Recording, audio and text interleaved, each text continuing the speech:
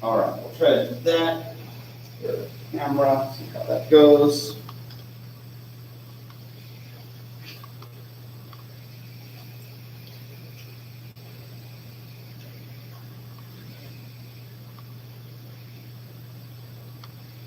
All right, well, it's 8:02, and it's a little low on the attendance side. The second week of classes always fall off, so we'll rebound, I'm sure, from here. And as the lecture progresses.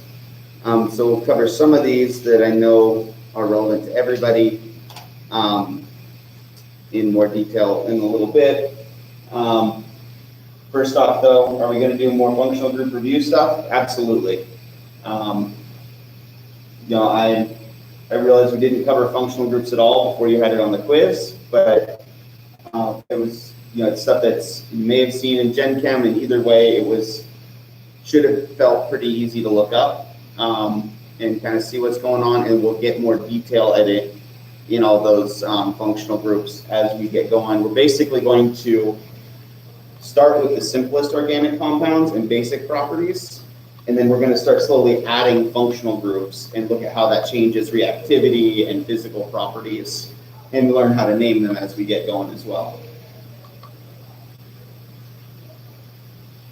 There they are. Cold, I'm sorry. No, no worries. A lot of traffic. We just got started. Rapid. Oh, thank you. But yes, we will definitely be continuing to review functional groups, especially when it comes to naming functional groups. For now, just sort of recognizing them winds up being kind of important, just so I can refer to things like, oh, it's an alcohol, or oh, look at this halide group over here on this molecule, just so you have a basic understanding of some of the OChem vocabulary. Why do a lot of pharmaceutical compounds have sodium added to them? Turns out that in order for things to be soluble in water, especially organic compounds, you get most solubility when you've got a charge on a compound. Problem is, you can't have a solid that has a charge on it and have it be very stable and non-reactive. So you have to balance charges out with something that's more or less inert. So if you have a compound that happens to have a negative charge on it, the common thing to do would be to add enough sodiums to balance out those negative charges. So for instance, aspirin is acetylsalicylic acid. Actually, we could draw this, but we also have it on the next slide, I think, as well. See how well I do from memory.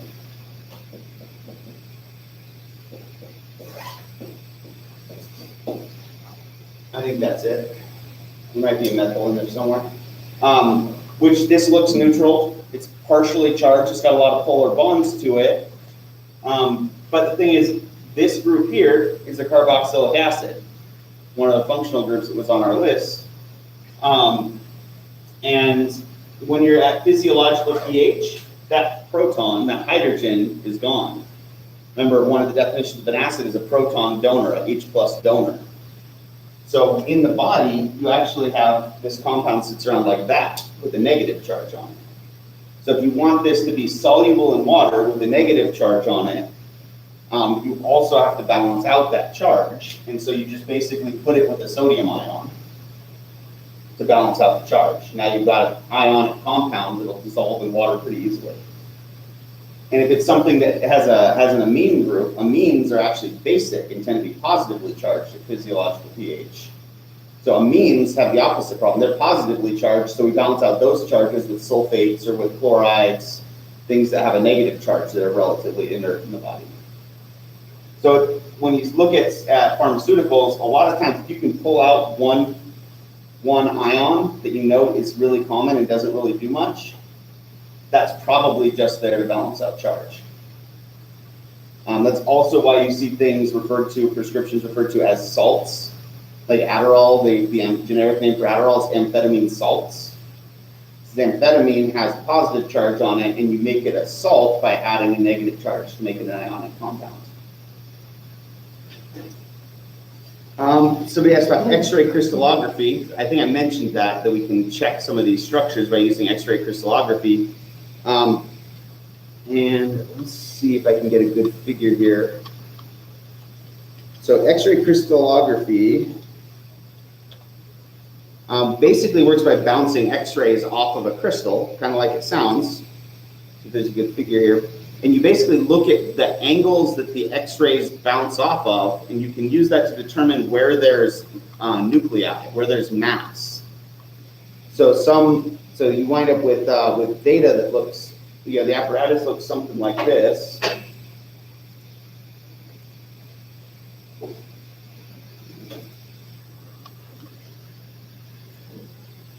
You get your crystal here, you shove your X-rays at it, and depending on what they run into and where, you get this what's called diffraction plating, or diffraction pattern. And depending on what that looks like, you can actually work backwards and use geometry and trig to figure out exactly where the nuclei are in the compound that you've shown those X-rays through.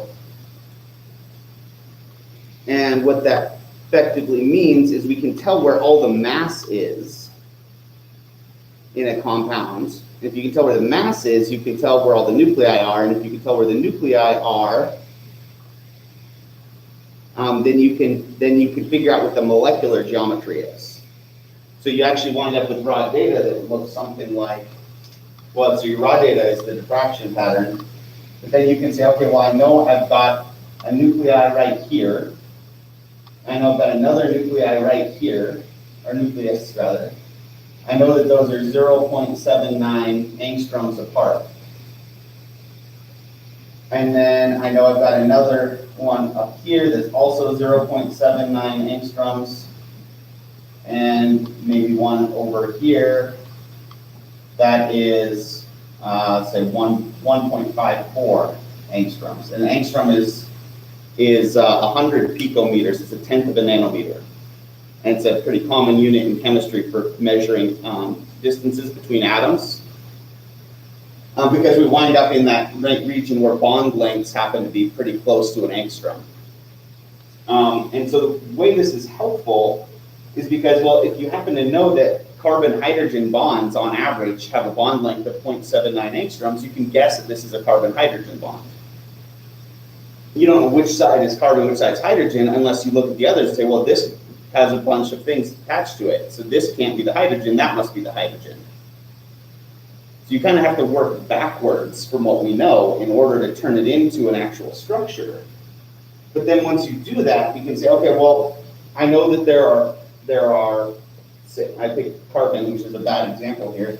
So 1.54 angstroms is a carbon-carbon distance.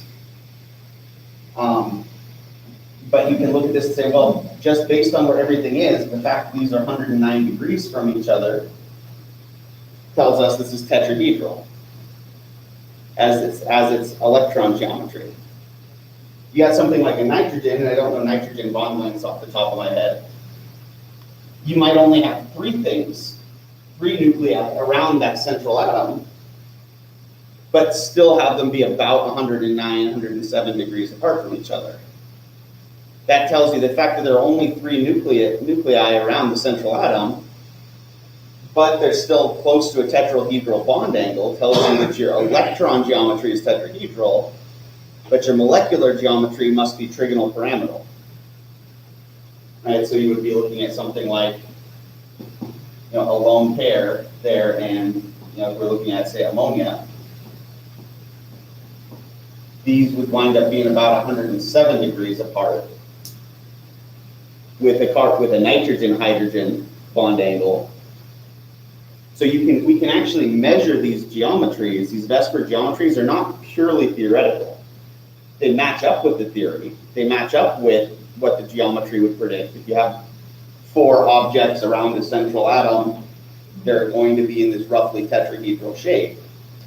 We can actually, if you can make a crystal of something, we can actually get raw data that shows, yeah, no, that Vesper geometries actually match what we see in real life. It's just about one step removed because you have to do the trig from the X-ray crystallography to get to the structure, as opposed to being able to directly measure bond angles yourself, right? That diagram you showed for the X-ray crystallography, they shine the X-ray through a single slit. Wouldn't that cause an interference pattern though? Only if there were two slits, right? Well, I thought there was both. So if you do a single slit, you basically are using the single slit to, you use the single slit just to make sure that you don't have, that all of your X-rays are traveling in the same direction, kind of like a polarization filter. You make sure that they're all polarized the same and moving the same direction, because you don't want random X-ray bouncing around in there and then giving you bad data.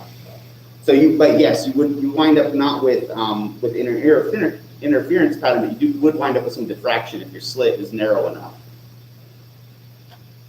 You typically only see that if the slit that you pass the light through is on the same order of magnitude as the wavelength, right? And X-ray is a really short wavelength.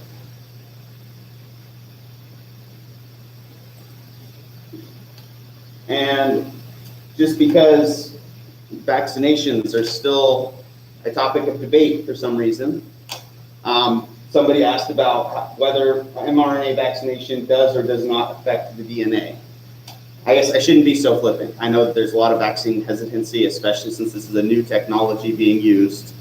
But mRNA vaccinations do not affect your DNA whatsoever.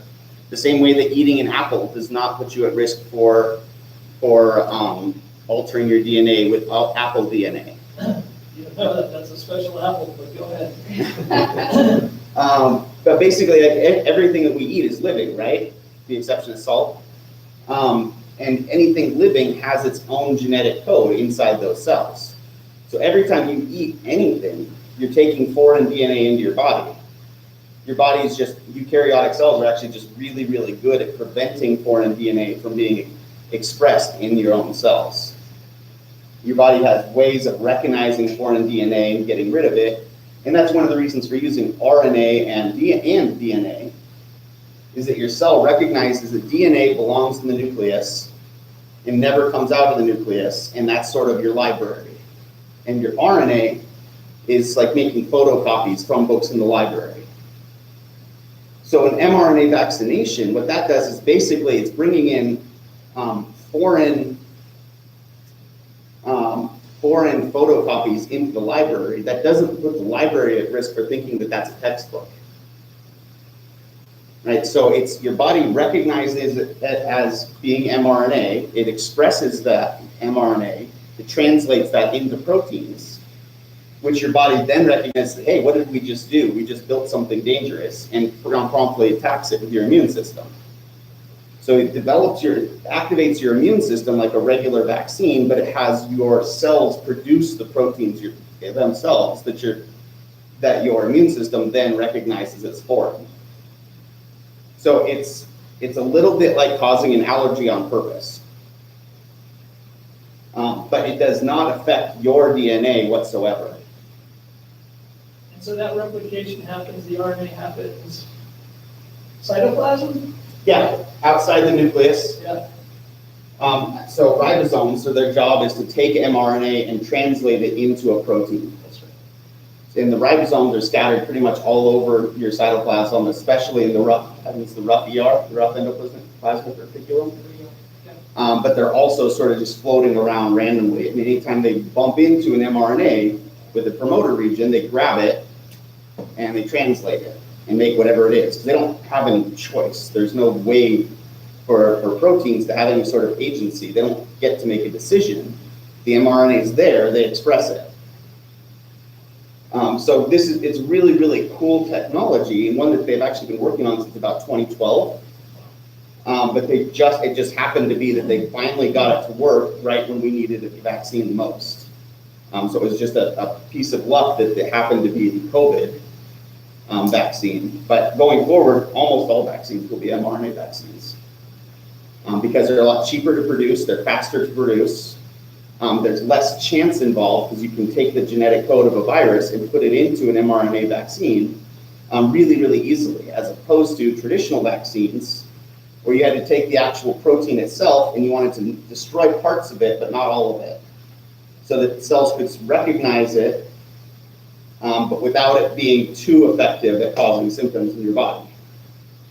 Well, mRNA vaccines are really, really good at that because we can put in exactly what we want the protein to look like in our cells. And the effectiveness of them is through the roof compared to traditional vaccines. Like flu vaccine, they're in a hurry to put it out every year, right? It might only be 60, 70% effective, and that's if they guess the right flu strain that made it to America. It's enough to give us something close to herd immunity, but they're not actually that good. And even some of the classic vaccines, like they're just enough that if everybody is vaccinated, you get herd immunity. You know, the MMR vaccine is not 100% effective in every person. So the fact that these mRNA vaccines are 90 to 95% effective, that's a really, really high number for a vaccine. That's way better than almost all traditional vaccines.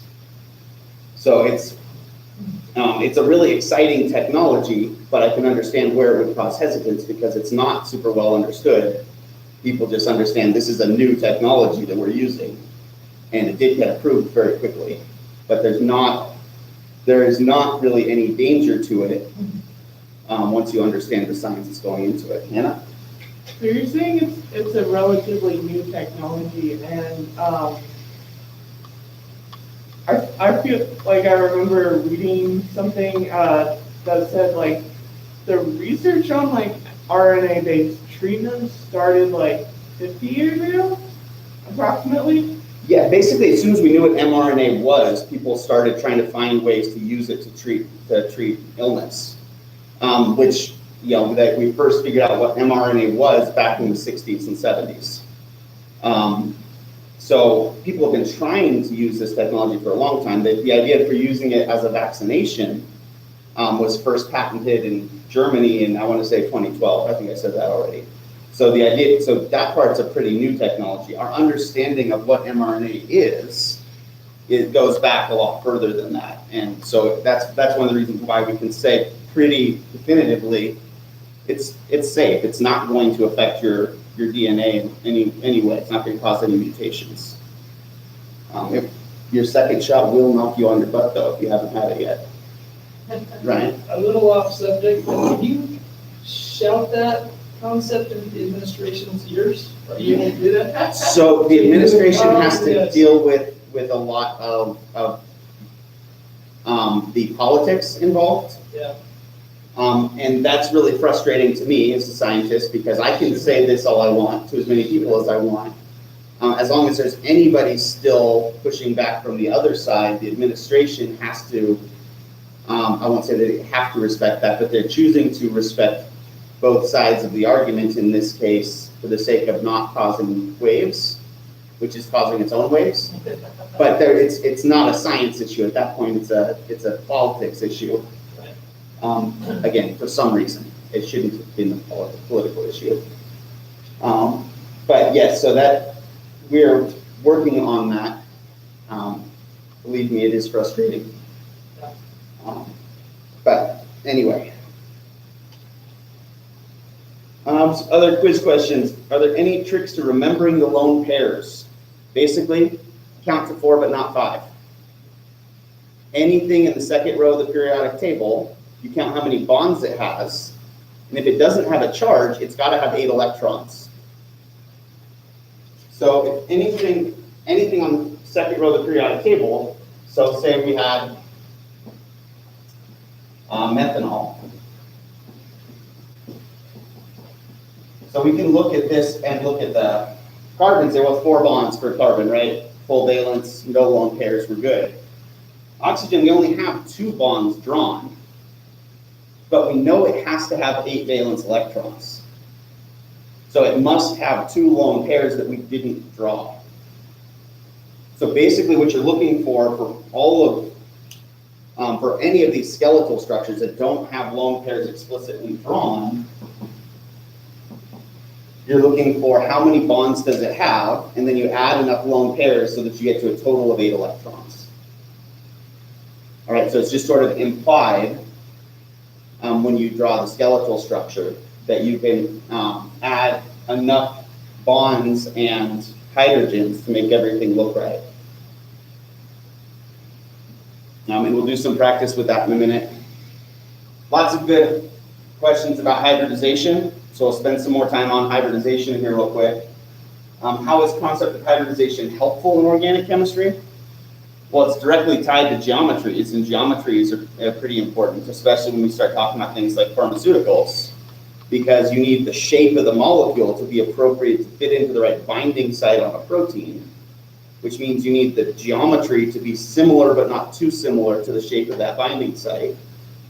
So knowing the three-dimensional geometry is really, really helpful.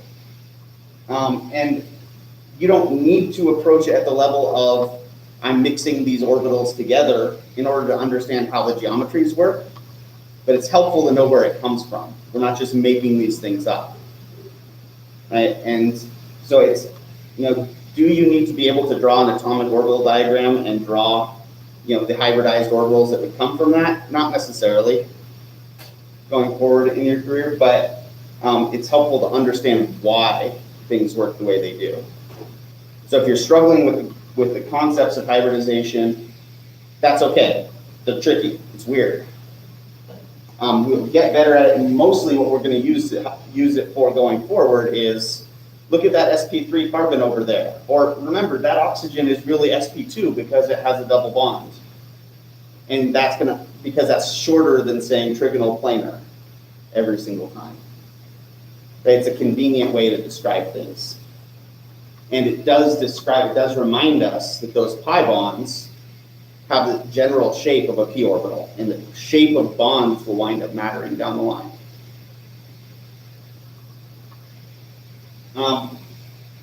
And also, I guess, along with this note, Cody in the back, raise your hand, Cody. I think you guys, some of you know Cody. Cody's going to be our chemistry tutor. And he took OChem with me last year. He's hanging out and auditing this year because he didn't get to have it in the classroom or in the actual lab. So he's seen most of this stuff before.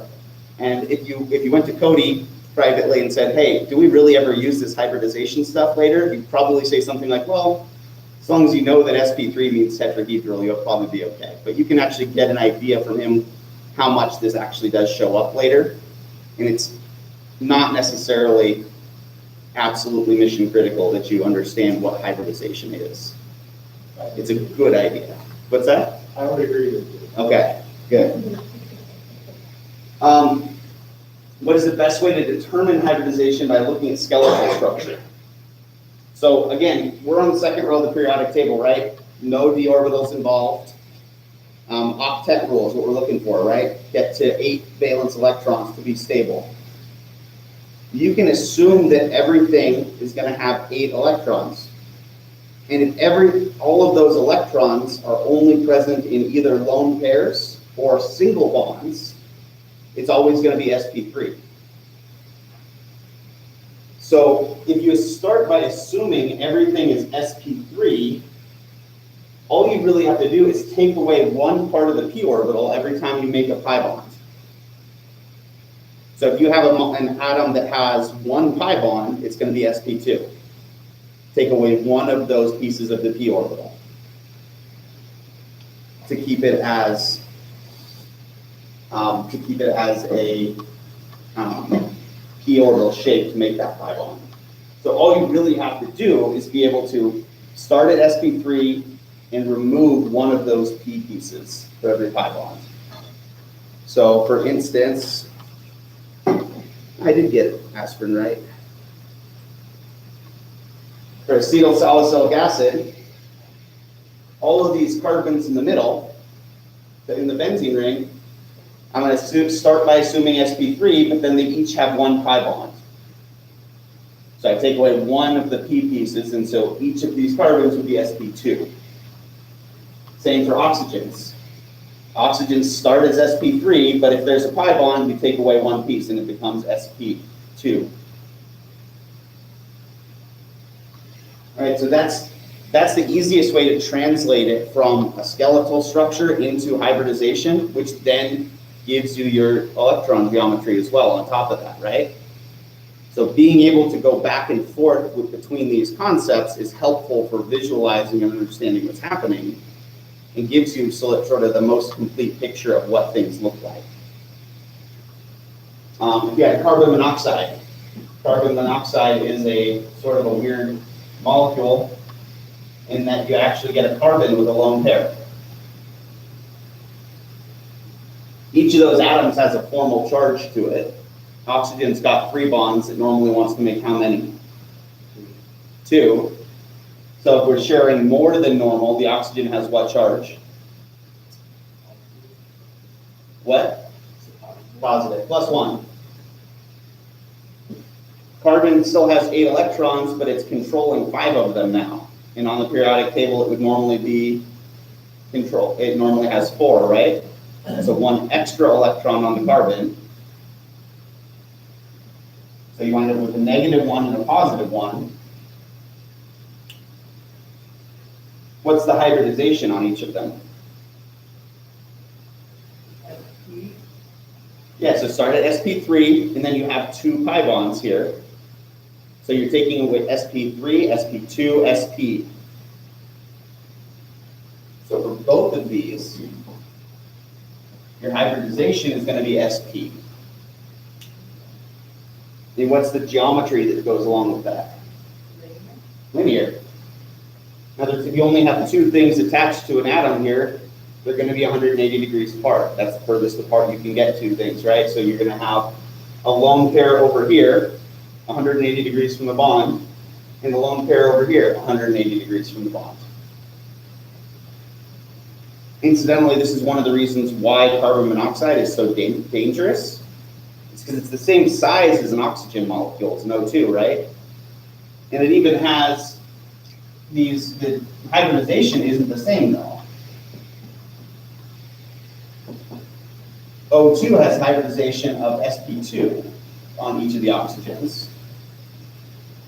So the fact that these bonds, that the lone pairs stick off at a different angle is what allows oxygen to bond to hemoglobin.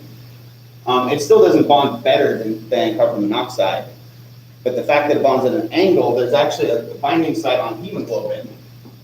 It's got an iron that's in this sort of squarish ring structure that's down in the middle of these proteins.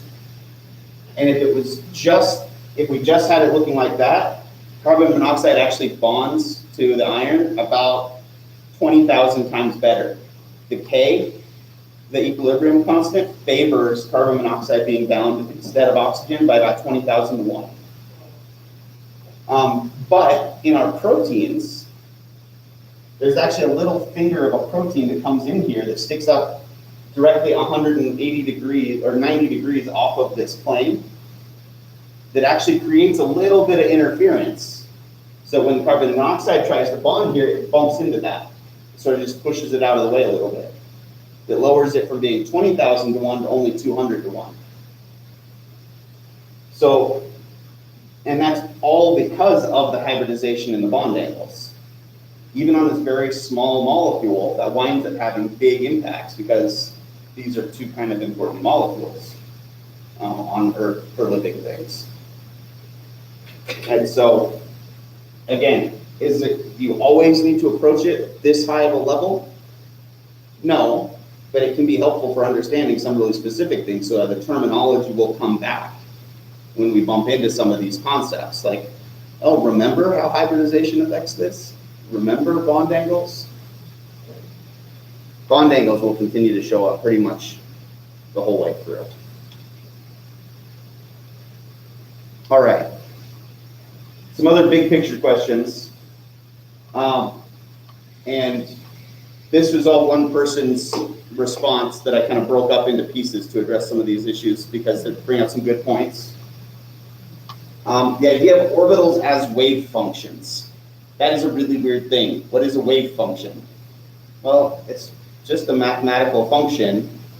The problem is that it's actually a 4-dimensional function.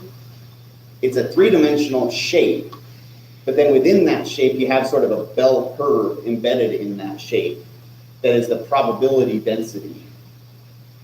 So if you think of of a regular bell curve, that's a probability distribution that's on one dimension.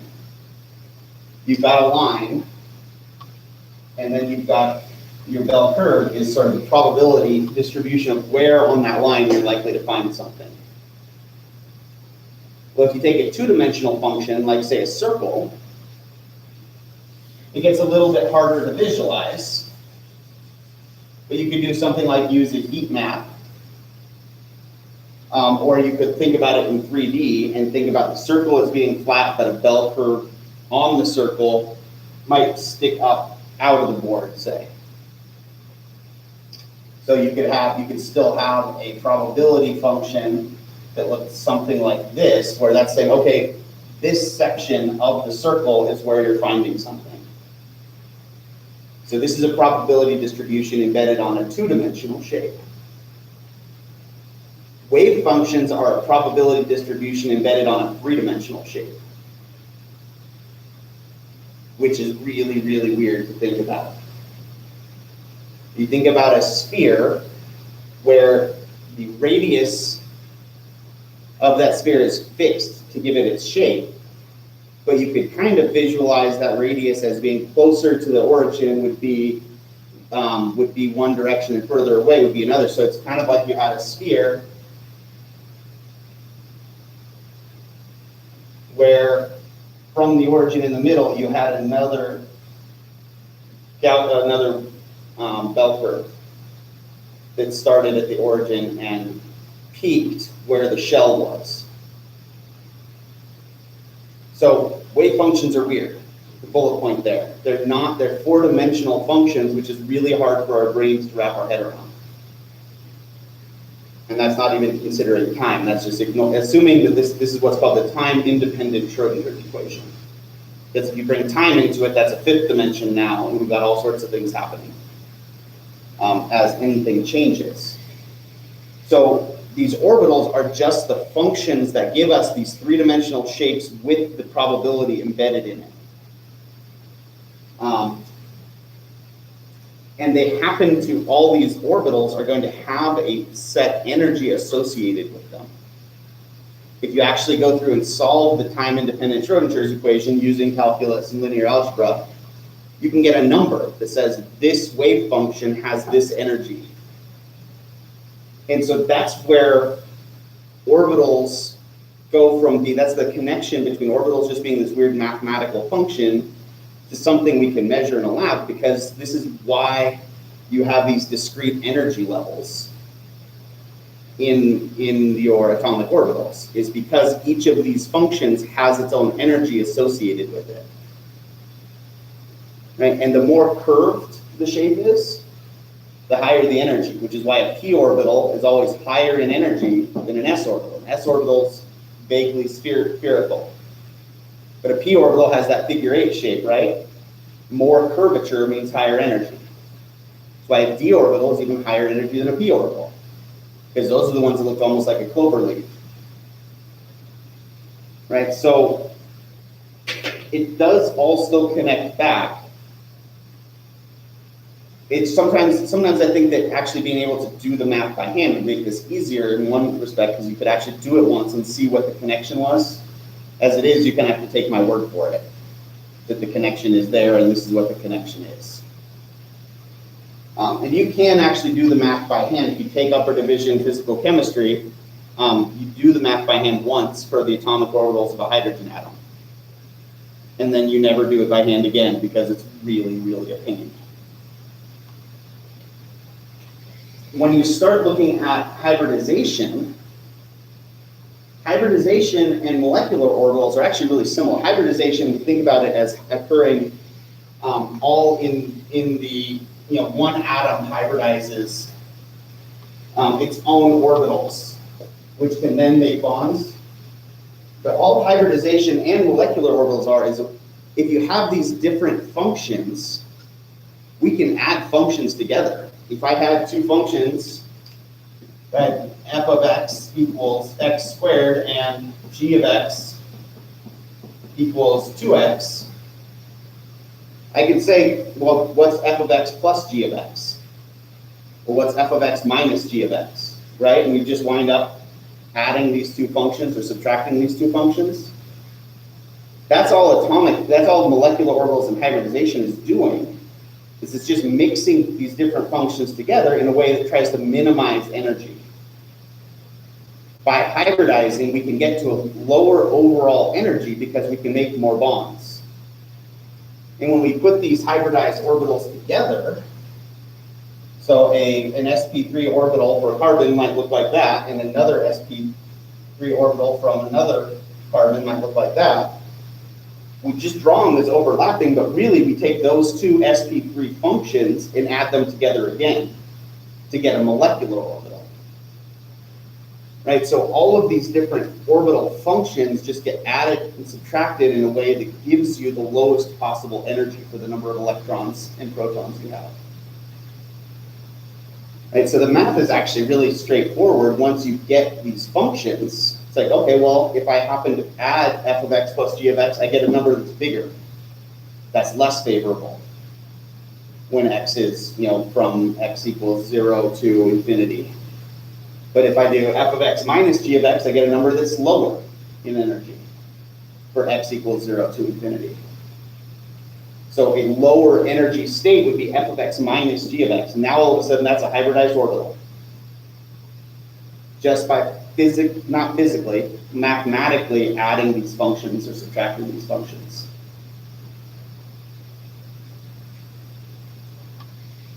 And so next part of the question is, can hybridization of orbitals be from one orbital on one atom and a different orbital on the other?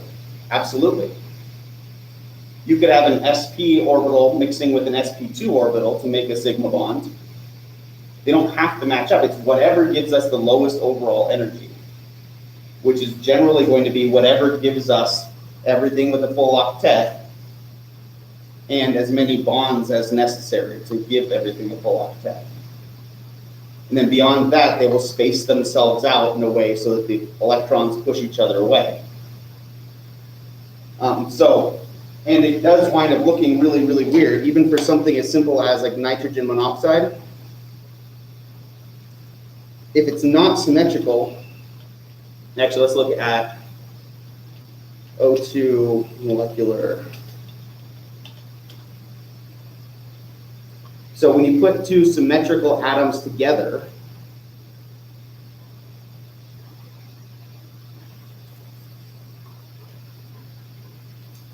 you get something that looks like this. You get the two s orbitals coming together to make a sigma bond and a sigma antibond.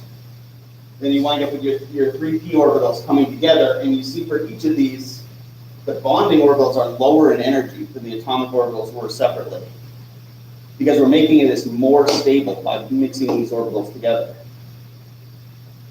As long as it's symmetric, you're going to get something that looks kind of like this. The actual number of electrons is going to depend on what the atoms are. Nitrogen has fewer electrons than oxygen. But as soon as you make it asymmetric, they start getting really, really weird.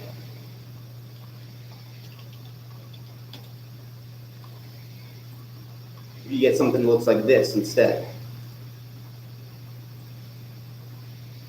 Now it's not symmetric at all because the orbitals for carbon are not the same energy as the orbitals for oxygen. So you wind up with it getting really, really convoluted and confusing really fast. But all of this is just something that's happening sort of in the background that's making it the overall energy for that system is lower, because we mix these different mathematical functions together and the electrons can occupy these different orbitals at lower energy levels than they would be if it was separate. Bradley? Why would we put orbitals and everything the second node be the same energy level? What's different about carbon compared to oxygen? If you leave off the electrons, protons, what do protons do to electrons? Attract them. So you're pulling them in tighter as you add protons. So even though it's the same orbitals, they're not quite the same energy because you have a different number of protons. It's the equivalent of tightening a guitar string. The more you tighten a guitar string, the higher the pitch gets, the higher the energy gets, right? So that's kind of what happens here and why you don't wind up with something being totally symmetric. And this is still just for a diatomic molecule. We still haven't gotten into the fact that you can have more than 2 atoms in a molecule. So this is happening in between every atom that's bound together. It's going to have some form of this happening. So you can see why we don't do it by hand. And I still remember in PChem, one of the hardest test questions that I prepped the most for, I think I got it right, I don't remember specifically, was I'm going to ask you a diatomic molecule from where everything's on the second row, and you're going to have to draw this qualitatively correctly by memory. So it was like, okay, well, carbon has fewer protons than oxygen, so its energy levels will be higher. Oxygen, the energy levels will be lower because those electrons are pulled in tighter. And then you had to come up with something like this, where it was a big mess. I'm glad I did not have to grade that test question. But what it comes down to is, yes, absolutely, all of this is just can mix together any way that's going to lower your overall energy. And you're going to lower your overall energy the most when you can overlap orbitals and make bonds. Sorry, you're going to lower your energy the most by filling all the valences.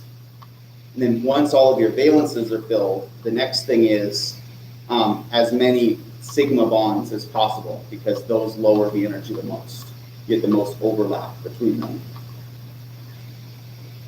And last is one more expansion of this idea is, I read that hybridization is not considered to be a physical process, but rather a mathematical explanation of what we observe. Yeah, that doesn't mean it doesn't happen, just that this is the way that our math describes it the best. So, for instance, those of you who've had physics, magnetic field, is that a physical thing? Does it really exist? It affects reality, it affects things we can measure. It appears so, but is the field itself real? That starts getting a little bit into philosophy more than science at that point. All we know is it affects the physical universe in a certain way. Same with air resistance. Like you could say, okay, well, Newton's laws of gravitation say if I throw a football, it follows a parabola. And you can predict what the function is there. Is the function that predicts that parabola real? Is the parabola a physical process? No. But the football moving is. And when you add in another function like air resistance, that's the equivalent of hybridizing that function. You take the parabola and you're going to add a corrective term to it to make it more accurate. Is that a physical process? Is that really how it is? It's not like the parabola exists and then we transform the parabola by adding wind resistance in. It's sort of all happening at the same time, and that's the way that our math describes the physical universe the best. Does that mean that they'll never be improved? No. There's probably math out there that could explain this better than I am right now, that kind of makes that connection more explicitly clear. But I'm not a math major, so we'll leave it at that for now.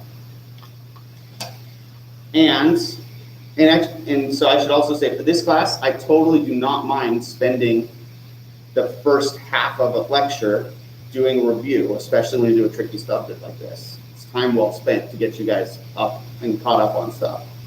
Right? So I know that the forces of an atom are usually, like when we talk about electrons and orbitals and stuff, that's mostly electromagnetic. Why did we never add gravity to it? Because at the scales that we're working, gravity is insignificant compared to the electromagnetic attraction.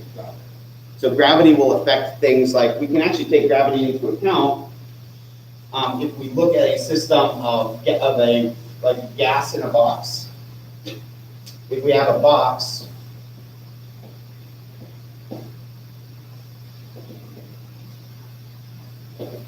if we have this box full of gas, we can treat it like all of the gases are homogeneous. Like you have the same concentration of gas at the top as the bottom.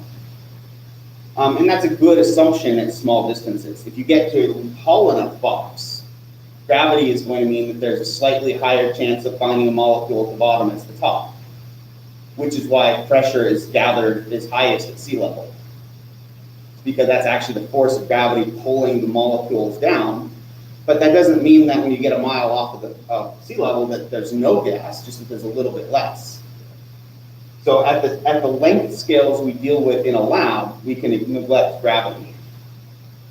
Because we're just going to treat, if it's a liquid, we're going to say that the force of gravity at the top of the liquid is the same as the bottom of the liquid, and same for gases. So when you get into the environmental science, yes, you need to take things like gravity into account. But not yet. For now, it's just all EMF. Right? What was the analogy you used last week? I drew a blank. You were relating the baseball to the stadium, and I think you're comparing protons to electrons? Or Yeah, the nucleus, the space? size of the nucleus Yeah. is about the size, is comparable to a baseball in a Major League Baseball stadium. The Major League Baseball stadium Yeah. would be the size of the electron cloud, would be the orbitals all sort of added together. And so all of your mass is in that little tiny baseball. See, what's funny about that space, that's not even including the probability the electrons might not even be there. It's not. It's more like if you said that the electrons, you put 8 people into Oracle Park, and it's called them the electrons, and you have your baseball at the pitcher's mound. Those 8 people could be anywhere, but you know that they're inside the park. So you know that we have to treat them as though they're taking up all of the space, because you know that they're somewhere in that park. But yes, absolutely, atoms are mostly empty space, almost entirely empty space. Then we can take our crystallography and plastic and figure out what those electrons are. No, you can't even find the electrons, but you can find the nuclei. That's the difference between electron geometry and molecular geometry, is molecular geometry only looks at where the nuclei are. Because you can't find the electrons by doing that. Short of just blasting them off of the atom, of the molecule, which is why X-rays are considered ionizing radiation. If they hit an electron just right, they just full on knock the electron off molecule, which causes mutations, and because now you've got a free radical, which is going to go react with something and cause problems. So quantum does apply. It's just like 5 steps removed from the real world. All right. Let's go through some of these, and we can practice drawing a complete structure, but you can also use this as practice for determining hybridization for all the heavy atoms, drawing all the lone pairs. Where are there lone pairs on these? Because we don't, in skeletal structures, we don't draw the lone pairs. So you could start by doing the complete structure and then figure out hybridization and lone pairs. And we'll go through some of these.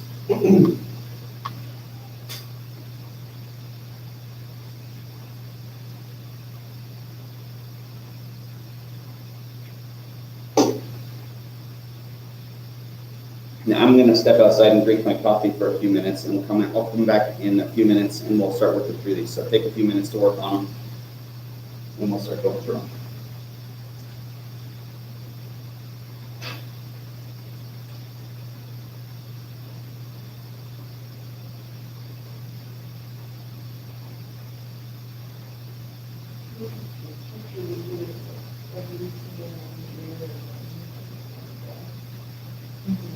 Yeah. Yeah, so like it's kind of you would put the card in right here. Okay, okay.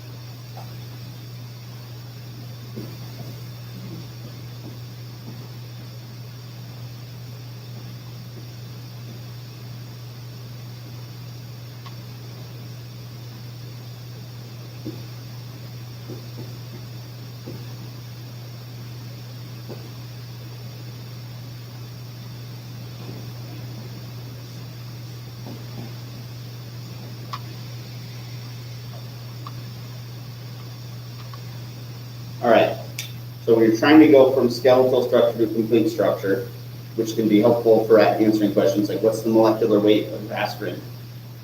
You want to know the molecular weight of aspirin, you need to know what the molecular formula is, right? How many total carbons, hydrogens, oxygens do you have? So in that case, it can be helpful, especially while you're getting used to how to do this, to draw all the heavy atoms first. Draw all the atoms that are explicitly shown here. Then go back and add enough lone pairs and hydrogens to make everything stable and neutral. There's no charges shown here, right? So if there's no charges shown here, we can assume that all oxygens have 2 bonds. We can assume all carbons have 4 bonds. And add all the hydrogens to make that true. So for this is called a benzene ring. This 6-sided ring with alternating double bonds is a benzene ring. So for this benzene ring, we just have to go through and say, okay, well, every carbon in this ring already has 3 bonds, right? We're going to go through and add 1 bond to any carbon that doesn't already have 4. This carbon has 4 bonds already, so no hydrogens. This carbon already has 4 bonds, so no hydrogens.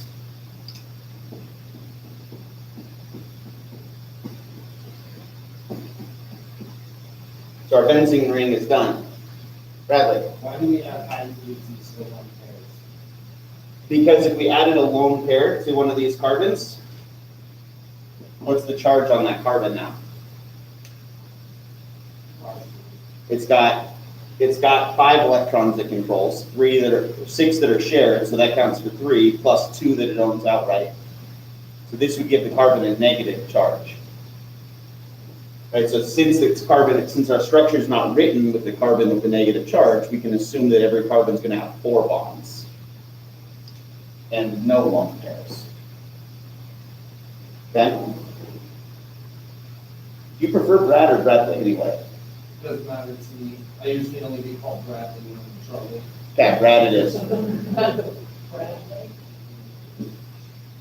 So this is just a good lesson for all of you. Whatever you sign your name as on your papers is what your teachers are most likely going to call you in college. So if you write Bradley, I'll call you Bradley. If you write Brad, I'll call you Brad.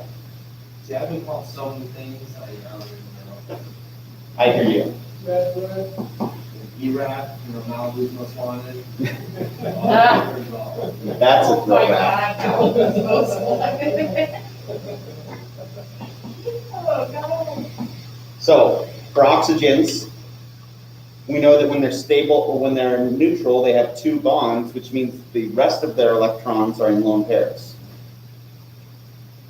So each oxygen that's neutral will have 2 bonds and 2 lone pairs. And see, all of our oxygens are neutral, right? So we can do the same thing.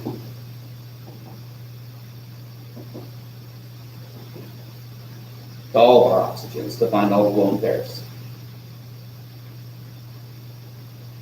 Now, everything's good. This carbon has 4 bonds drawn already, so no hydrogens or lone pairs added. Same down here, right? So this is our last carbon.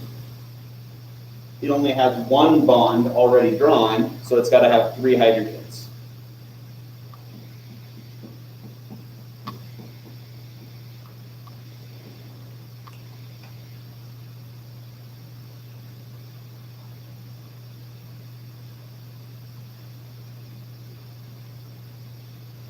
So looking at these atoms, the heavy atoms especially, what's the hybridization of all of the carbons in the benzene ring? They all have the same hybridization because each of them has 3 sigma bonds and 1 pi bond, right? So sp2, exactly. All of these carbons are sp2. That carbon's sp2.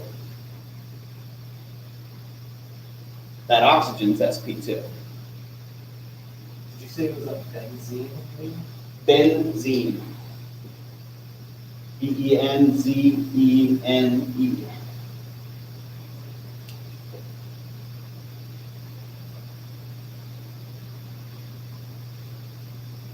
What heavy atoms are not sp2. Oxygen up there is sp3. Correct? So it is that oxygen. Yep. And that carbon. And this carbon too. It's got 4 sigma bonds, it's sp3. Or if it's got only 2 sigma bonds, but also 2 lone pairs, that's still gonna have to be 4 electron groups, right? Or better way to think about it is no pi bonds. If there are no pi bonds, it's gonna be sp3.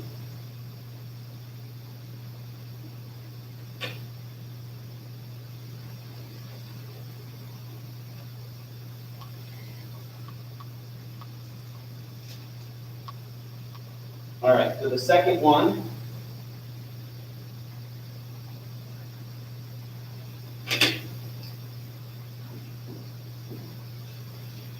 again, it would be helpful to start by going through and drawing the atoms that are explicitly called out.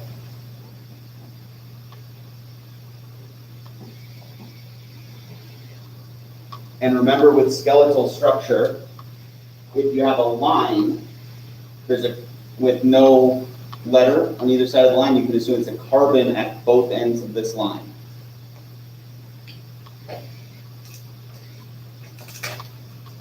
So it's only the 2 points that define that line of carbon, right? Exactly.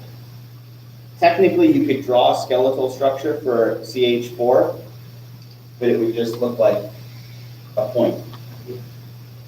And your skeletal structure for 2 carbons is just that.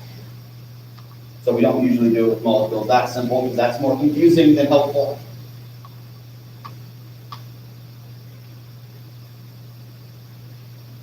So we have a similar thing with our benzene ring, in that we're going to go around, so all of our carbons in the ring already have 3 bonds. So we just add a 4th if there's nothing there.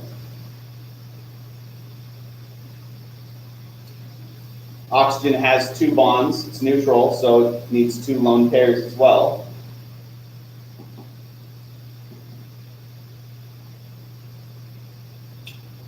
The nitrogen has 3 bonds, and when nitrogen is neutral, how many bonds does it want to form?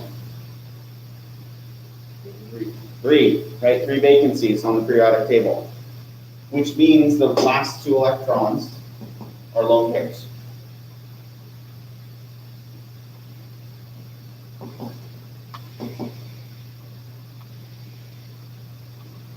No lone pairs on a carbon, so we add enough hydrogens to make it have a full valence.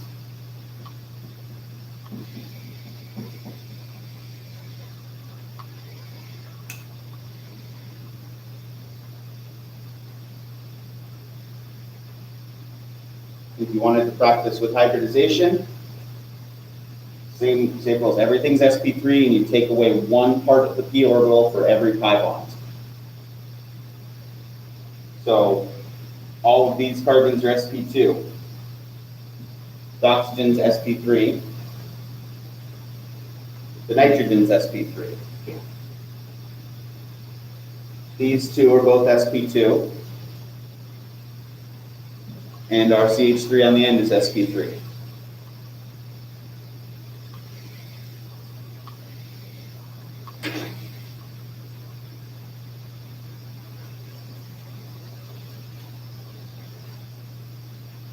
So I'm not going to draw out all of caffeine here, this last one. We can go through it. And we'll call out how many hydrogens are attached everywhere. Or for the oxygen, for both oxygens, any hydrogens attached? Any lone pairs?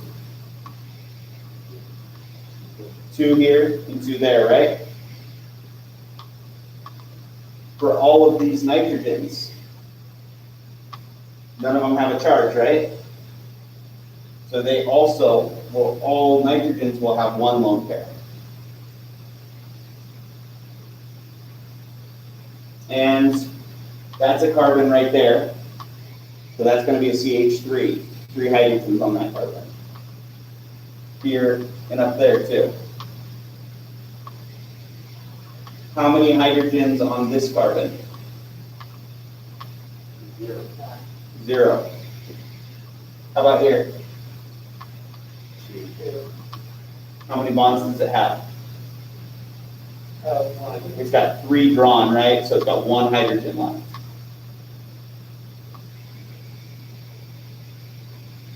And if you wanted to double check your structure on that one, caffeine is the molecule that pulls up by default when you go to mold view, which you guys all practiced last Tuesday, right? So you could go look at caffeine in 3D and see where all the hydrogens are and where what everything looks like if you wanted to. Are Yeah. these skeletal structures drawn like this because that's the way the molecule looks in reality? Or is it just an easy way for chemists to decipher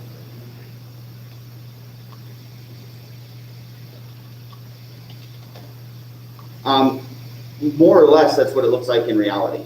If you put together all the different electron geometries, you'll get a structure that looks like more or less like that. There's a few things we haven't covered yet, so there it is again. If we put on the hydrogens, we can see where all the hydrogens are that we were talking about. There's that 1 hydrogen that we were just looking at. But if we just look at it in 3D, you can see that all of these sp2 carbons and nitrogens do wind up being trigonal planar, more or less. And that is actually what it looks like for the most part. There's a couple things that throw it off. For instance, this nitrogen we would predict as sp3, but it turns out because of the way the orbitals can interact with each other, that lone pair actually looks more like a p orbital. It's what's called a delocalized lone pair. So it actually winds up with that nitrogen acting, and this one too, acting more like it's sp2 and then sp3, because the lone pairs wind up mixing in with these other pi bonds. We'll cover that when we get back from break at 9:15.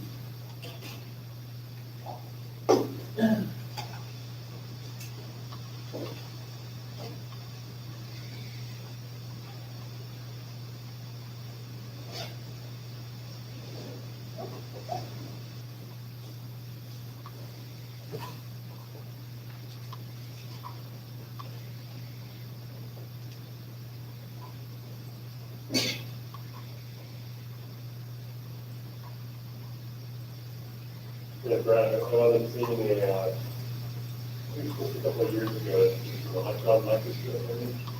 I forget if it was benzene or naphthalene, but it was like a ring, and it looks just like the products. That's it? That's okay. I see it in person.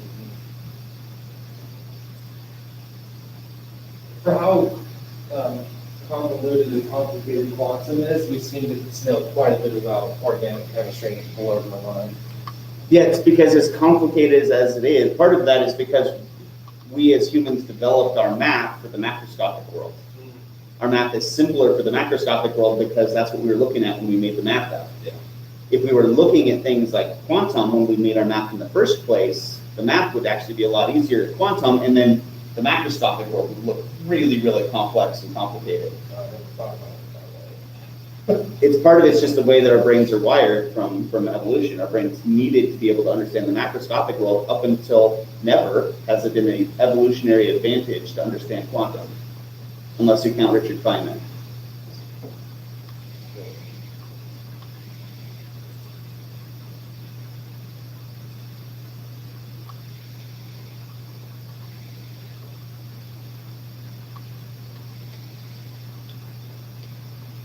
Shoot over an email for the request for canvas access to the campus.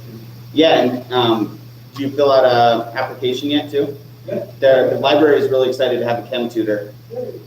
So when you get all your paperwork done, to start working, we can get you in there and then start start helping out prepping labs too for when you have time. That'd be good, yeah. I got time today, what do you think? Iron out some detail? Yeah, absolutely. Cool, thanks for the help with that, man. No, thank you, thank you. Just enjoy being surrounded by this stuff, you know?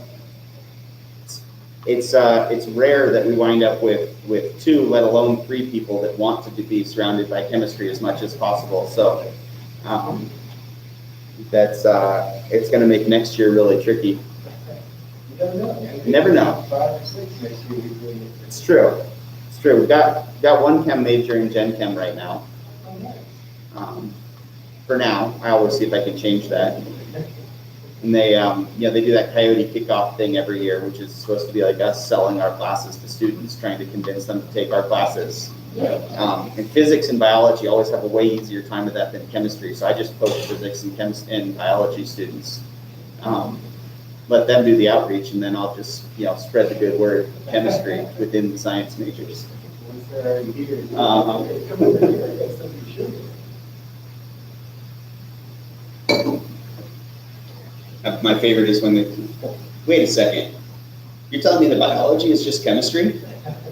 Mm-hmm. Yeah. It sounds interesting now.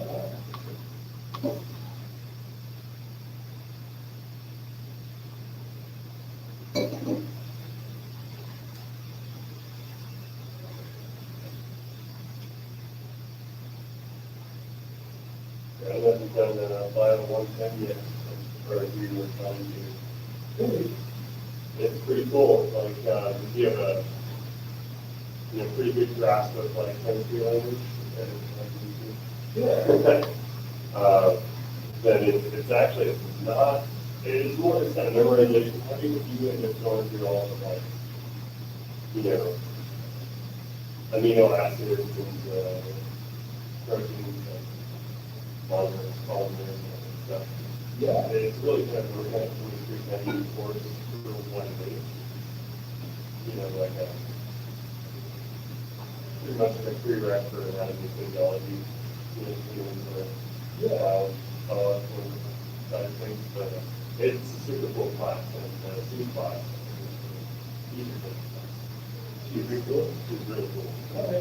Very supportive, and really like makes the material like digestible for how kind of far out it is. Yeah. That makes all the difference in the world, man. Somebody who can use the right analogy and break it down in the right way, and you're like, okay, just quick, I got it. Yeah. There's this one thing, like, it's kind of a silly thing about biology. You end up kind of all these, like, words that are just, like, total mishmash of things, but it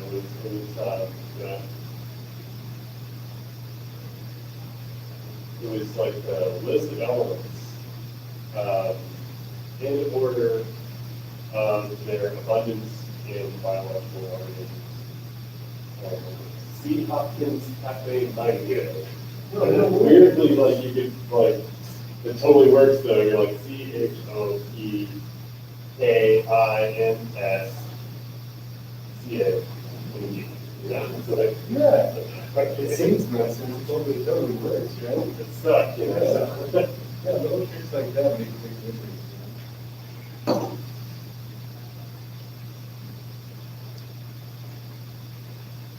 Yeah, what's up, Brett? So, I'm looking at the periodic table and I'm looking at silicon, Mm-hmm. just as many valence I think as carbon, but the energy levels can be different. Correct. Quite a bit. Yeah. Just because of protons. And there's no d orbital there. There's an empty d orbital around silicon. But for the most part, yeah, you're right. Silicon is going to act a lot like carbon, with the exception of it's less electronegative, significantly.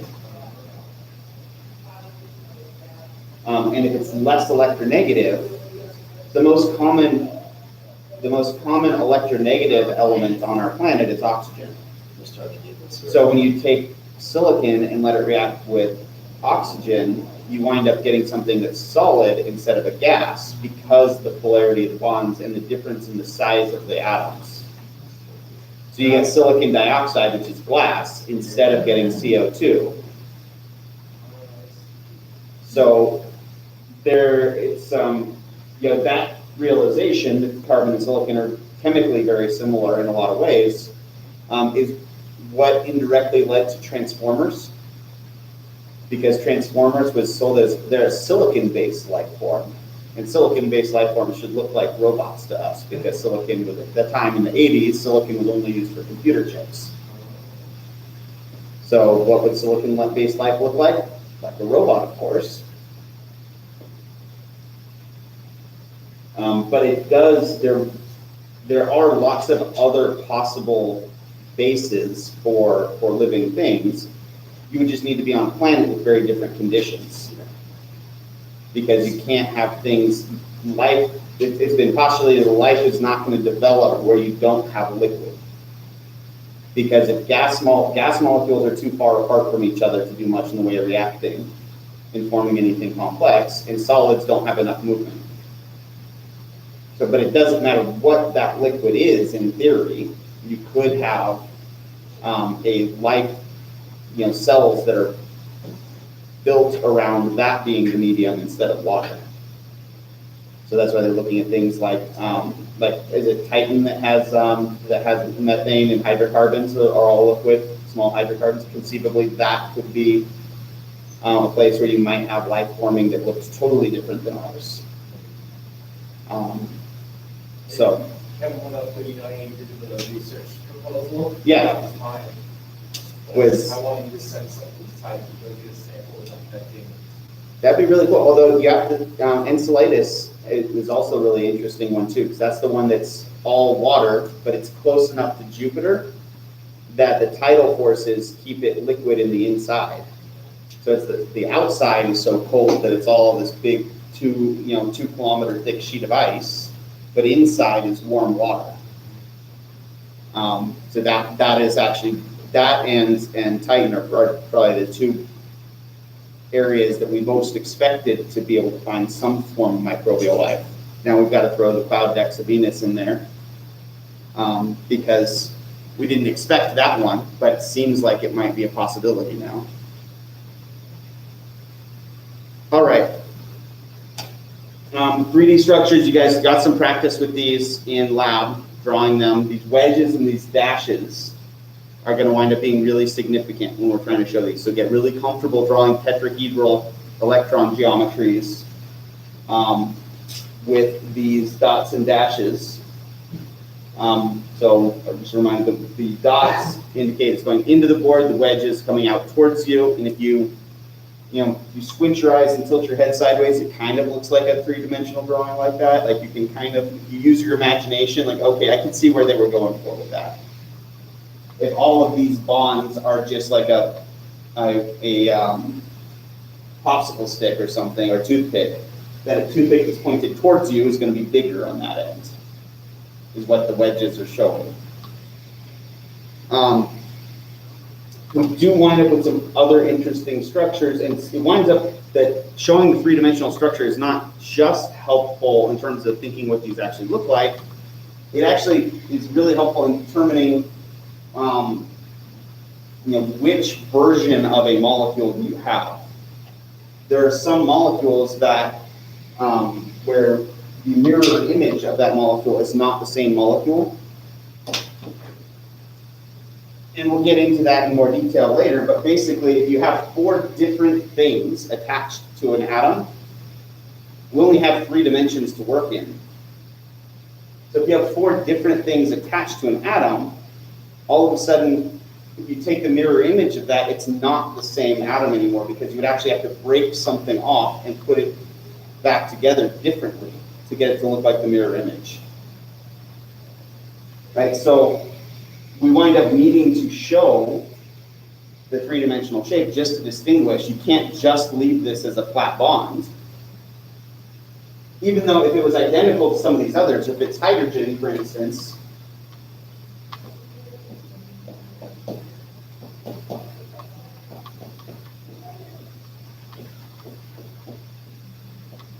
so if we look at butane, I'm just taking the second carbon of butane and sort of blowing it up to look at that as the central atom.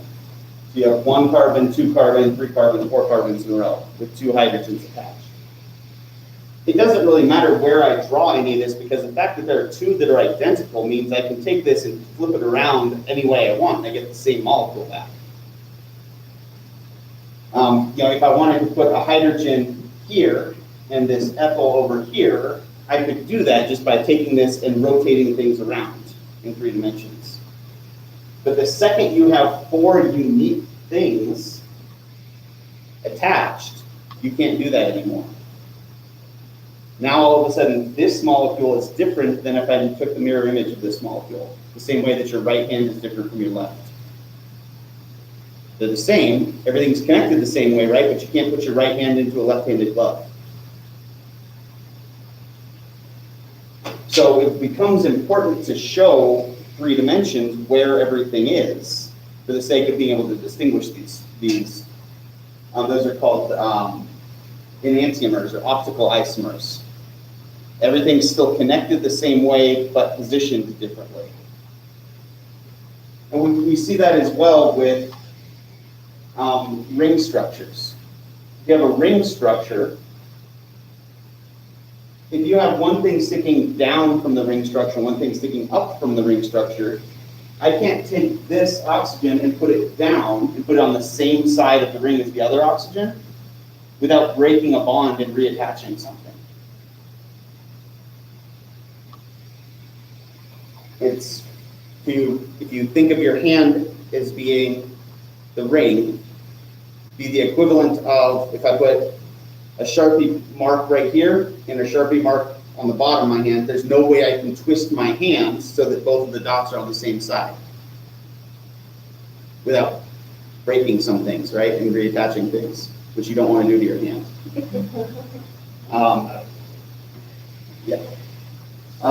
That would have a better reason than just putting 2 dots on the same side. Miranda? So how do you decide like what gets the dots and what gets the wedge? Or does that matter as long as like the 2 next to each other are not the same? We will wind up practicing with that a lot, because it does take some practice to get the hang of that. For ring structures, we usually think about it in terms of, are they on the same side of the ring or opposite sides of the ring? Because I could put, if I took this and rotated it around, I could put the one going up and one going down wherever I wanted, as long as they're on opposite sides, as long as one's up and one's down. The more restricted you get, for instance, in something like a bicyclic structure, you have less freedom because you have less ways you can rotate things without breaking a bond.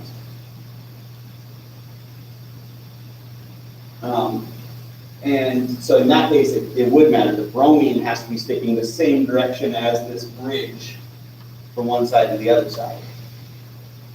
So if you can visualize this, if you think of that hexagon, the cyclohexane, you think about that as being flat, and then you have a carbon bridge that comes up and then connects to the other side of the ring. So now all of a sudden it's a 3-dimensional shape. Again, if my hand was the hexane, connecting these 2 sides. Now all of a sudden, in fact, the bromine has to be pointed the same direction, same side of the ring as the bridge. If you put the bromine the other way, it's a different molecule. So, and again, we'll get lots of practice with these. This is just, I want you to be able to visualize what these wedges and dots mean for now. And we'll keep adding applications of that as we go on. Here's some other ways of showing 3-dimensional structures. We'll use some of these occasionally. They really, especially this one, we really only see in biology. This is the one that I mentioned before, where it's assumed that the bonds that are vertical are both going into the board, and the bonds that are horizontal are both coming out towards you. And so you really have, this is really sort of a ring-ish, it's sort of a curved structure that you could take and you could rotate, and you could look at that as the atom that was facing most towards us. And then all of this would be going into the board, and all of this would be going into the board. And these would be pointing out towards you. It's a little bit trickier and a little bit more arbitrary, because you could just as easily say that the bonds vertical are coming out towards you and the other ones are going away. I prefer using the wedges and dashes because when you're not looking at really big carbohydrate type molecules, they're usually more explicitly clear what something is once you know what the clues are when it comes to wedges and dashes. And sometimes you don't even bother writing the three-dimensional shape for a bicyclic structure. We'll get practice with these when we get to bicyclic structures, but you see something like this that is a similar ring structure to what we had drawn up here. Except now that this six-sided ring is drawn more flat, and the bridge that connects the two sides is drawn without the wedges. It's a little bit trickier to wrap your head around what you're looking at. Once you get used to it, you can kind of see it in 3D.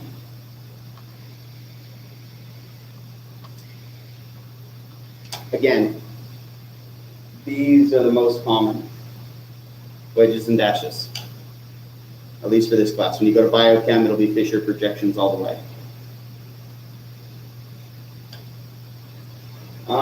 We look like the orbitals. All right, so we've talked about orbitals a lot. Hybridization, the idea that we are adding these orbitals together to get a hybridized bonding orbital. But there are a couple things we want to apply to that to make our understanding a little bit better. For starters, we can usually treat the nuclei as though they're not moving. Very few reactions, no reactions in OChem actually deal with nuclei changing. We're not doing any nuclear reactions in this class. So with that in mind, electrons changing are the only things that are actually changing what the compound is if the electrons move. If you change what the bonding orbitals are, or how things are arranged that way. And electrons move really, really fast compared to nuclei because they're so much smaller. And remember that and temperature is basically a way of measuring the average kinetic energy of atoms and molecules. So if everything's the same temperature, and kinetic energy has that mass term in it from physics, and don't worry if you don't remember this because it's not going to matter that much. Kinetic energy of anything is 1/2 mass times the velocity squared. Well, if they have the same average kinetic energy, a proton and an electron, but the electron is 2,000 times smaller by mass, this term is 2,000 times smaller, that number has to be a lot bigger by the square root of 2,000, right? Are these electrons moving at relativistic speeds? Not until you get into the heavy metals. When you get into the heavy metals, you start wind up with these enough protons that those core electrons wind up being compressed enough that they wind up moving at relativistic speeds. But not for OChem. But they are still moving fast enough. What's the square root of 2,000? It's going to be, what, something like 25 times? More than that? That's only for its hydrogen. And they wind up, the difference between the two speeds gets bigger the larger your nuclei get, because an electron stays the same size. So you wind up with, well, this is actually where, you guys know who Oppenheimer is?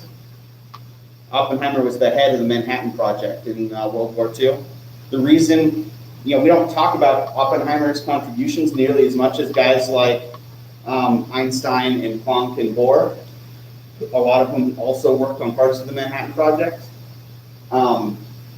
But Oppenheimer got put in charge of all these geniuses and given an unlimited budget during World War II because of this assumption.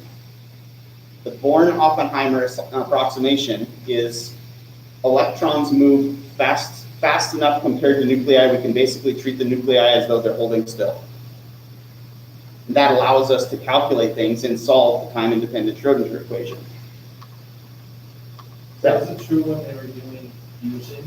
They thought that it would just keep going. There was some thought that might happen. Nobody knew for sure. There was an outside chance. Nobody thought it was the most likely outcome. But occasionally in science, the result is not the most likely outcome, according to what you thought beforehand. So they all had that at the back of their mind. Oh, That, that's terrifying. yeah, we might be igniting the entire atmosphere and destroying the entire world when we first set off a hydrogen bomb. If these electrons can move that quickly, that means that they can actually move around these molecules if there's room in the orbitals. All right, so if we look at benzene, we've already seen what the structure for benzene looked like, but put yourself in the perspective of somebody who knows nothing about quantum or very little about quantum. And all you know about benzene is the molecular formula is C6H6. We know that carbon likes to form 4 bonds. We don't know why, necessarily. We know that this compound is really, really stable. And we know that if you make a substitution, if you pull a hydrogen off and replace it with a chlorine, you only get one product. But then there was one more piece of data. If you make 2 substitutions, you get 3 different products. This was really weird to them. They had really a hard time figuring out what benzene was and why it behaved the way it did. And this is where August Kekulé's idea of the snake eating its own tail comes in.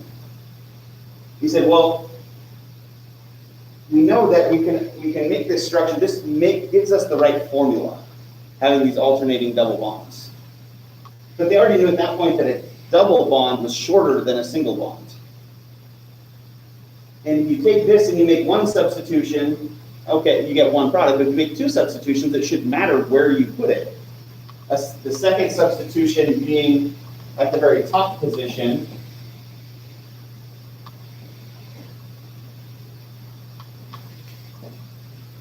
So if we put a chlorine here, if we put a second chlorine, there versus there should give us 2 different products. Because up here, they're separated by a double bond, and down at the bottom, they're separated by a single bond. Those should give us 2 different products, which would lead to, if you do 2 substitutions, that should lead to 5 possible products. You could put the chlorines adjacent this way or adjacent that way, there's 2. You could put the chlorine here or there, and those are 2 different products. Or you could put them on opposite sides. So the fact that they only got 3 distinct products was really confusing. Until resonance came into play. So Kekulé suggested that it's not really one of these or the other, that's really both at the same time. We didn't say it that way, we said it's rapid equilibrium that allows it to shift between these. And so really what you get is something that's the average between these 2 possibilities. And that started making sense, except that they knew that benzene doesn't go through the same reactions that other alkenes do, that other carbon-carbon double bonds do, which is why they refer to it as being unusually stable. Usually, if you've got a carbon-carbon pi bond, it's pretty easy to break that, add something to both sides. But not if it's benzene. So the term that they came up with to describe this is electronic resonance, just resonance usually. What this resonance is it says that when you can spread electrons out, they become more stable. Because you're not confining them to be only in 1 atomic orbital or even 1 hybridized orbital. You're allowing them to move more, which is lower in energy.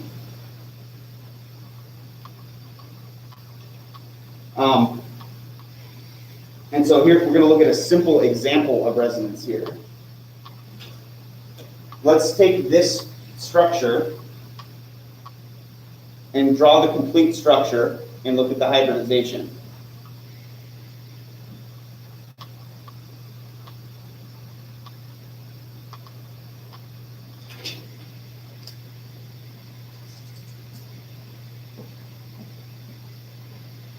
So start with your carbons. How many hydrogens do we have to add over here? 2. 2? How about here? 1. Good. How about here? If it's got a positive charge? Just 2.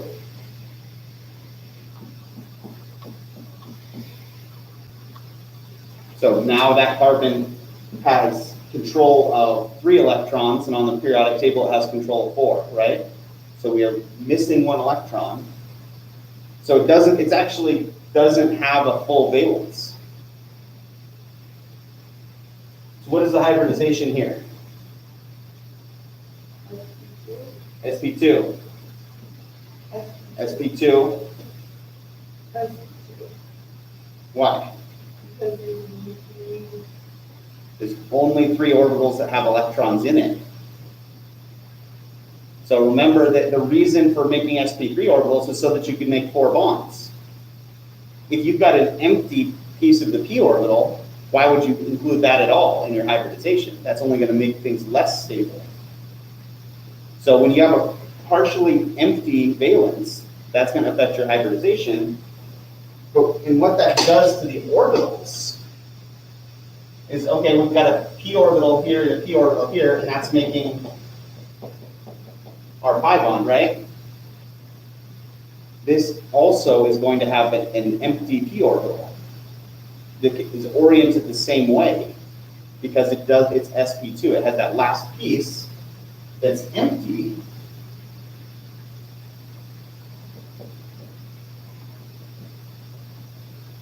But it can be arranged so that it matches this pi bond here. This empty spot basically gives the electrons in this pi orbital another place they can go. They can spread out more, which makes them more stable. And so that's actually what we see with these orbitals. You make this molecule, it's not super stable because you've got an unfilled carbon valence, but it's more stable than you would expect because you can partially fill this empty orbital with the electrons in this pi bond. So it's almost as if that carbon at the end is bonding with those other ones. Exactly. You wind up with basically 1.5 bonds. Instead of a double bond, you get 1.5 bonds. Because you can treat it as though the electrons that are in this p orbital, and we just erase the orbitals here for the sake of just drawing the resonance structure.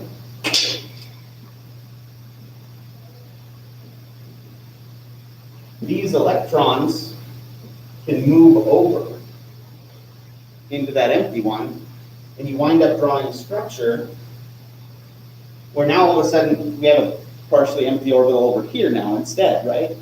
Now this is the CH2 with a positive charge because we took a pair of electrons away from it. The carbon in the middle still looks the same, but with the electrons moved over to the other side, and this carbon looks stable now. And so what resonance is describing is that really you don't have either of these 2 possibilities, you have both at the same time. It's a little bit of a Schrodinger's cat situation. Both of these are true. The real orbitals look like it's something in between these 2 possibilities, like if you mixed these together. And so that's what's happening with benzene too. You have 2 possibilities. All of these are sp2 carbons, right? Which means they all have p orbitals that are sticking up and down that are in these pi bonds. Which means this p orbital could make a bond with that p orbital just as easily as the other direction. And so really you have both of them happening at the same time. So a lot of times we draw benzene and we just sort of arbitrarily choose where we're putting the double bonds. As long as they're alternating, it doesn't really matter. But the other way you can draw benzene, so here's one example. The other way you can draw benzene, you sometimes see it drawn like that. Because really these pi bonds are moving in a circle constantly. And it's less common, but you also kind of see it sometimes with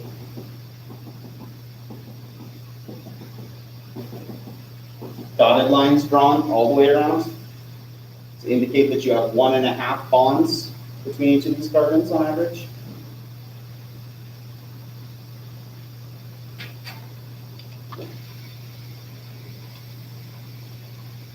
Right, so these are what are called the different possibilities, or what we call resonance structures.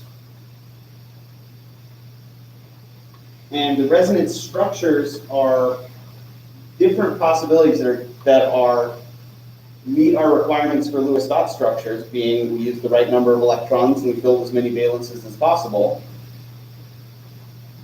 But if you can just move a pair of electrons or a few pairs of electrons to get to a different structure, but one that has just as much stability, really what you get is both of them at the same time.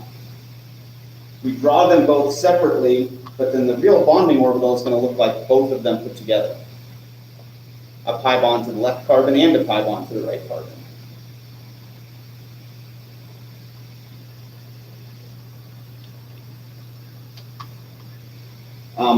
This is from another textbook I've used to teach before. If you have a unicorn has one resonance contributor and a dragon is another resonance contributor, when you average them out, you might get a rhinoceros, something that's huge with scaly skin that has a horn.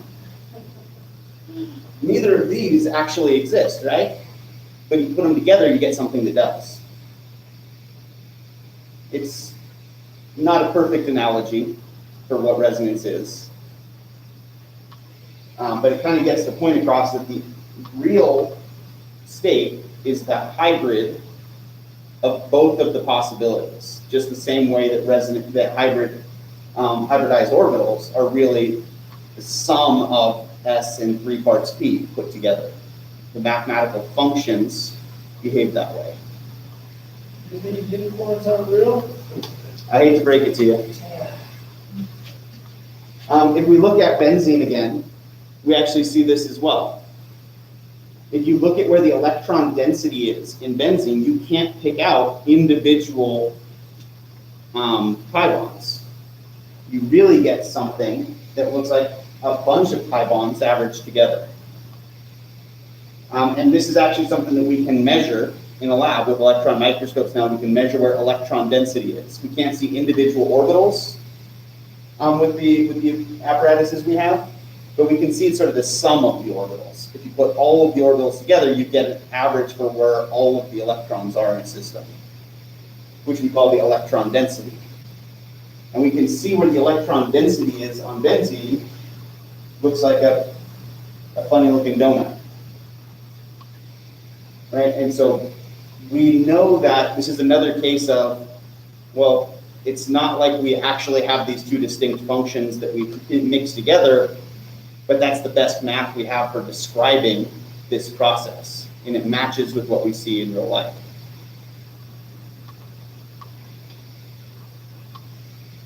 All right, so how do we know if there are resonance structures? If you're going to have any resonance structures, there are a couple rules. For starters, we're using the Bohr-Oppenheimer approximation. Don't move any nuclei. Nuclei for this class, and when we get to drawing mechanisms, you will never move a nucleus. They just move too slow relative to the electrons. We're always going to work with the assumption that they're so slow we can neglect their movement. We're never going to break a sigma bond to do a resonance structure, because that means that there's the possibility that you're just going to full on knock a whole atom off this molecule. Sigma bonds are too stable to do this. And you need those unhybridized p orbitals to have the right spot for the electrons to move into. Right, so sigma bonds never play a role in resonance. Your net charge cannot change. In other words, you can't add or subtract electrons. You're stuck with the same number of electrons before and after a resonance structure. You're just rearranging them.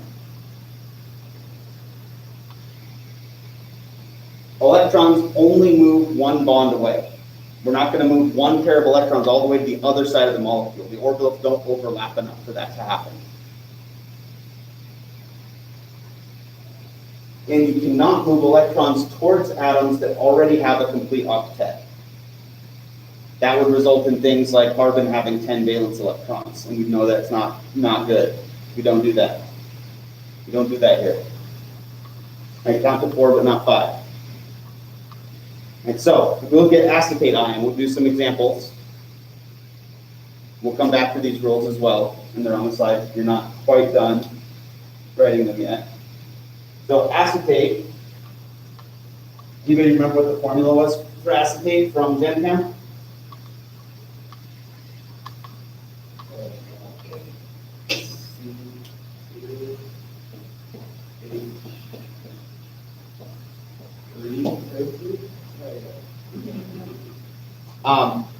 In OChem, that's not the best way to write it, right? That's a molecular structure. We want to split out those two carbons. So usually we write as CH3, CO2 with a negative. And the way the complete structure we can draw for that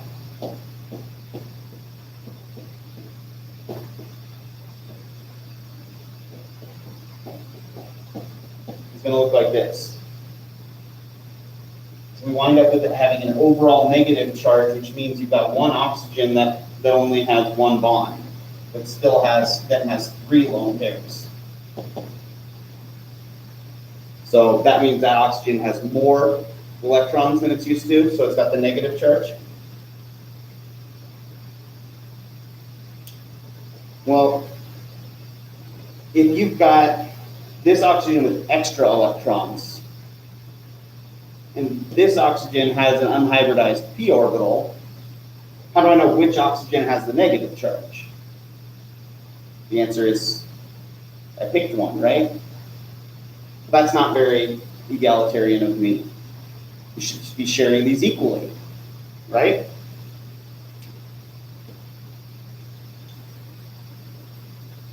If I move 2 pairs of electrons, I can switch where the double bond is and where the negative charge is. So anything with a negative charge has too many electrons, right? It has too many electrons. One of those pairs of electrons can move towards something else. And that would give to sort of spread out that electron density so we don't have too much charge in one place. So one of these pairs of electrons can be shared, but the thing is we can't just do that because that would give carbon 5 bonds, right? So we have to make room for it by moving the pi electrons.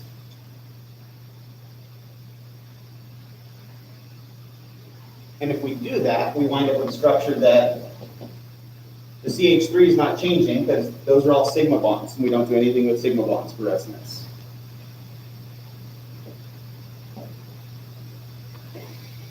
I moved this pair of electrons up, so this oxygen now has the negative charge, now has 3 pairs of electrons to itself.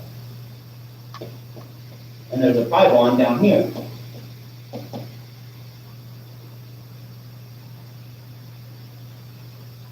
So how do we know which one's right? Well, they're both right. For the sake of simplicity, if they're the same just with pi bonds switched over, a lot of times we won't necessarily draw both of these if we're just drawing the structure on board. Or you sometimes will see it drawn as that, with the negative charge sort of in between the two. This is really common in biology, in biochem, when you're dealing with acidic amino acids that have a negative charge once they've been deprotonated. You see aspartate and glutamate drawn like this a lot.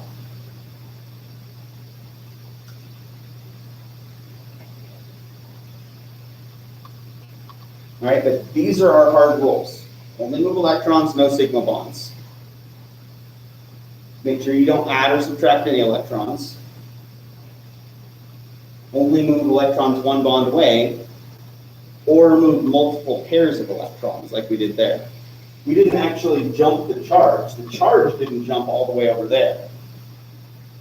It kind of looks like that's the net result. That's really because one pair of electrons moved over here, one bond away, and another pair of electrons moved as well. So the net result looks like the charge alternated, like the charge jumped. It's only because we could move electrons towards this carbon and away from it at the same time. And you can't move towards atoms that already have a complete octet. We can't do this if this carbon has only sigma bonds. If we had, say,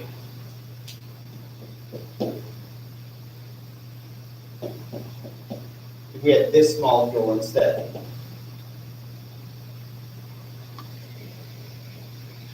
we still have a negative charge here that wants to share that negative charge, wants to spread it out as much as possible, but you can't move electron density towards that carbon because it already has a full octet and it's all sigma bonds. So sigma bonds, if you have something that's all sigma bonds, it's sp3 with no lone pairs, it's always going to be a hard stop for resonance. You need pi bonds and lone pairs for resonance to happen, and or lone pairs.